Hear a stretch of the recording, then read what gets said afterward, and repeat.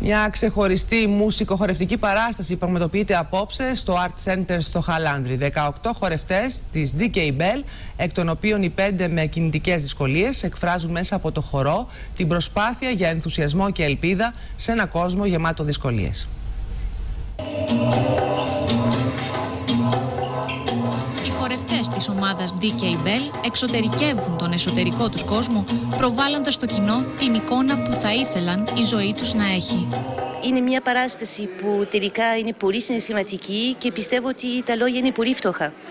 Πιστεύω ότι αυτό το έργο πρέπει να το δούμε και τίποτα άλλο. Μιλάνε τα βλέμματα, τα σώματα, η μουσική που είναι πάρα πολύ ωραία.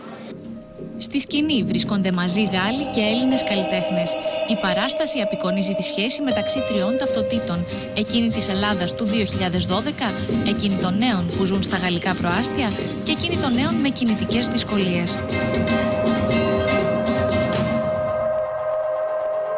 Αυτό το θέαμα να έχει και την ελληνική και τη γαλλική κουλτούρα, κρατώντας αυτή τη σχέση μεταξύ χορευτές και αναβίρους. Η παράσταση πραγματοποιείται απόψε στο Art Center στο Χαλάνδρι και τελεί υπό την αιγίδα της Ελληνικής Επιτροπής για την UNESCO και της Γαλλικής Πρεσβείας. Η είσοδος είναι ελεύθερη.